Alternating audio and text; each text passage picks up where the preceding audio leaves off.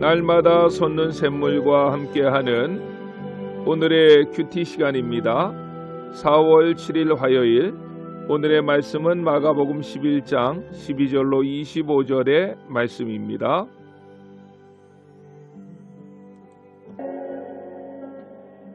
이튿날 저희가 베다니에서 나왔을 때에 예수께서 시장하신지라 멀리서 잎사귀 있는 한 무화과 나무를 보시고 혹 그 나무에 무엇이 있을까 하여 가셨더니 가서 보신즉 잎사귀 외에 아무것도 없더라. 이는 무화과의 때가 아님이라. 예수께서 나무에게 일러 가라사대 이제부터 영원토록 사람이 네게서 열매를 따먹지 못하리라 하시니 제자들이 이를 듣더라. 저희가 예루살렘에 들어가니라. 예수께서 성전에 들어가사 성전 안에서 매매하는 자들을 내어 쫓으시며 돈 바꾸는 자들의 상과 비둘기 파는 자들의 의자를 둘러 엎으시며 아무나 기구를 가지고 성전 안으로 지나다님을 허치 아니하시고 이에 가르쳐 이르시되 기록된 바 내 집은 만민의 기도하는 집이라 칭함을 받으리라고 하지 아니하였느냐. 너희는 강도의 구려를 만들었도다 하시매 대제사장들과 서기관들이 듣고 예수를 어떻게 멸할까 하고 꾀하니 이는 무리가 다 그의 교훈을 기이히 여김으로 그를 두려워하밀러라. 매양 저물매 저희가 성 밖으로 나가더라. 저희가 아침에 지나갈 때에 무화과 나무가 뿌리로부터 마른 것을 보고 베드로가 생각이 나서 여짜오되 라비여 보소서, 저주하신 무화과 나무가 말랐나이다. 예수께서 대답하여 저희에게 이르시되 하나님을 믿으라. 내가 진실로 너희에게 이르노니 누구든지 이 산더러 들려 바다에 던지우라 하며 그 말하는 것이 이룰 줄 믿고 마음에 의심치 아니하면 그대로 되리라. 그러므로 내가 너희에게 말하노니 무엇이든지 기도하고 구하는 것은 받은 줄로 믿으라. 그리하면 너희에게 그대로 되리라. 서서 기도할 때에 아무에게나 혐의가 있거든 용서하라. 그리하여야 하늘에 계신 너희 아버지도 너희 허물을 사하여 주시리라 하셨더라. 새로운 아침입니다. 오늘도 주님 주신 십자가 나도 지고 믿음으로 살아가시는 모든 성도님들이 되시기를 소원합니다. 마가복음 11장 12절로 25절은 고난주간 첫째 날에 있었던 내용입니다. 열매 맺지 못한 무화과 나무를 주께서 저주하신 사건인데 이 본문은 신약 성경 중에 난해한 성경 구절 중 하나입니다. 왜냐하면 본문 13절 내용 때문에 그렇습니다. 멀리서 잎사귀 있는 한 무화과 나무를 보시고 혹 그 나무에 무엇이 있을까 하여 가셨더니 가서 보신즉 잎사귀 외에 아무것도 없더라. 이는 무화과의 때가 아님이라고 했습니다. 그리고 14절 말씀에서 주님은 이 무화과 나무를 저주하셨고 20절에 보면 다음날 제자들이 그 곁을 지나갈 때에 무화과 나무가 뿌리째 마른 것을 확인합니다. 문자대로 해석을 하면 예수님은 배가 고프셔서 무화과 나무 곁으로 가서 열매를 구했고 열매가 없자 저주하셨으며 다음 날에는 무화과 나무는 뿌리째 말라 죽었다는 것입니다. 예수님의 공생의 마지막 한 주간 동안 행하신 대표적인 기사 이적인데 이적의 내용이 파괴하는 것이었습니다. 문제는 예수님께서 무화과 나무 곁으로 가서 열매를 구하신 때가 무화과의 때가 아니라고 성경은 밝히고 있다는 것입니다. 그래서 많은 학자들 중에는 이 본문을 난해 성경으로 분류하기도 합니다. 저는 자연 법칙으로 접근해서 이 본문을 해석해 보려고 합니다. 먼저 유대 지방의 무화과 나무가 지닌 특징부터 살펴봐야 합니다.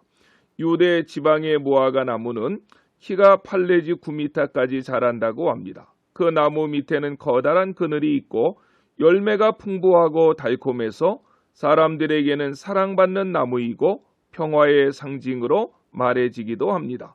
이 나무가 열매를 맺는 시기는 6월 말이나 7월 중순이라고 합니다. 중요한 것은 다른 나무와는 달리 무화과 나무는 열매가 맺히기 시작할 때부터 잎도 무성해진다고 합니다. 그러므로 무화과 나무에 열매가 있는지 없는지 우리는 쉽게 알 수 있습니다.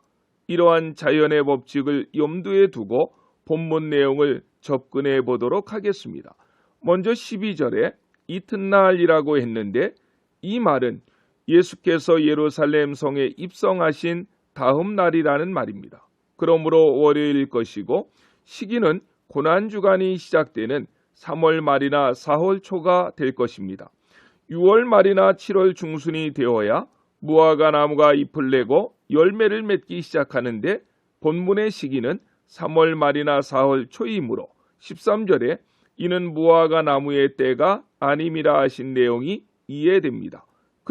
그럼에도 예수님은 열매를 구하기 위해 무화과 나무 곁으로 가셨습니다. 그것은 잎이 무성했기에 열매도 있을 줄로 아셨던 것입니다. 그러나 없었습니다. 예수님께서는 즉시 나무를 저주하셨고 다음날 제자들이 나무가 죽은 것을 확인합니다. 무화과 나무는 얼마나 억울했겠습니까? 때도 아닌데 열매를 내라 하시고 열매를 내지 못하자 저주하셨고 그 무화과 나무는 죽었습니다. 공생의 기간 중에 예수님은 많은 기사이적을 행하셨는데 자신을 위해서는 그 기사이적을 행하지 않으십니다.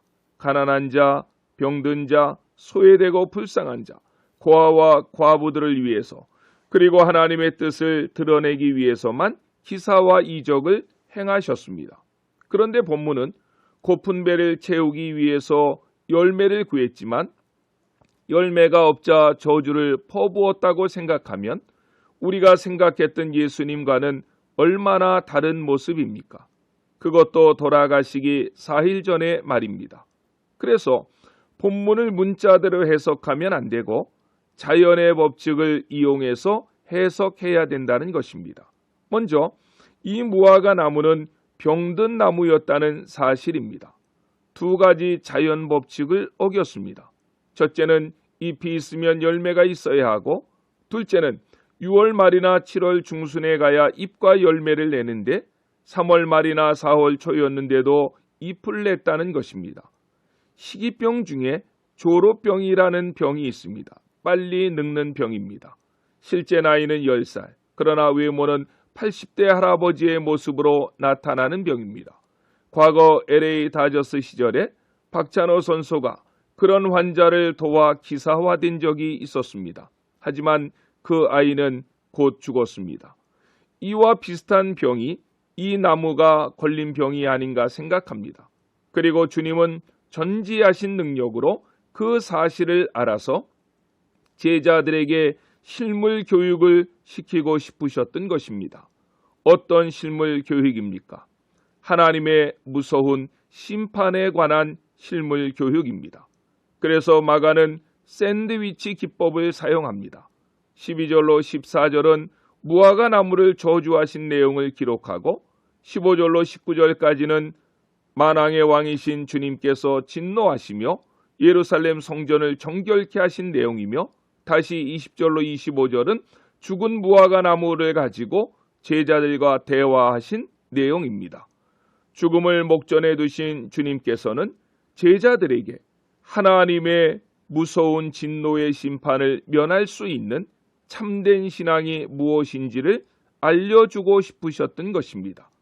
날이 저물자 성 밖으로 나가셨던 주님은 다음 날 날이 밝아오자 베다니에서 예루살렘 성 안으로 들어오셨고 성 안으로 들어오시는 길에 제자들은 전날 주님께서 저주하신 무화과 나무가 뿌리로부터 마른 것을 보게 됩니다.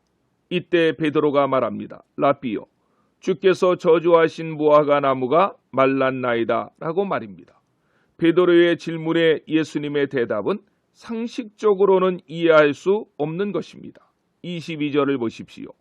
예수께서 그들에게 대답하여 이르시되 하나님을 믿으라 하고 하십니다. 동문서답을 하고 있는 듯합니다. 그리고 23절, 24절에서는 기도에 대해서 말씀하시고 25절에서는 용서에 대해서 말씀하십니다. 이 말씀은 이렇게 결론 지을 수 있습니다. 심판을 모면할 수 있는 참된 신앙이란 잎이 무성했던 무화과처럼 외식적으로 살아서는 안 되고, 중병이든 무화과처럼 신앙에 병든 자로 살아서도 안 되며, 하나님을 진실되이 믿어야 되는데, 하나님을 진실되이 믿는다고 하는 말은 하나님과의 바른 관계가 있어야 되고, 그것을 기도로 표현했고, 더 나아가 이웃과의 바른 관계가 있어야 되는데 그것을 용서로 표현했다는 것입니다. 즉, 주님은 십자가를 머리에 그리신 것입니다. 고난주간입니다. 주님의 십자가를 지고 주님을 따라가야 하는데, 주님의 십자가를 진다니까 어느 종파에서는 실제로 십자가에 매달리는 체험을 하기도 한다고 합니다. 글자만 알고 글귀는 알지 못하는 우매한 짓입니다. 하나님과의 관계가 바로 세워졌는지, 이웃과의 관계를 바로 하고 사는지 되돌아 보십시오. 어느 관계에서든지 삐뚤어진 십자가라면 고난의 주간에 회개하시고 십자가 바로 세워가며 오늘 하루도 살아가시는 믿음의 귀한 성도님들이 되시기를 십자가를 지신 나의 구세주 예수님의 이름으로 간절히 축원합니다. 아멘. 기도하시겠습니다. 사랑의 주님, 감사합니다. 고난주간입니다. 코로나19로 인해서 주님의 고난을 더욱 깊이 묵상합니다. 주님 지신 십자가, 이제는 나도 지게 해 주시옵소서. 하나님과의 관계가 바르게 서 있는지 점검하게 하시되, 서기관과 바리새인들처럼 외식하는 자가 되지 않게 하시고, 우리 곁에서 고난을 당하는 많은 이웃들의 아픔을 내 아픔으로 받게 하시고, 구속의 사랑으로 그들을 위로하며 그들에게 도움이 되는 복된 삶을 오늘 하루도 살아가게 해 주시옵소서. 예수님의 이름으로 간절히 기도드렸습니다. 아멘.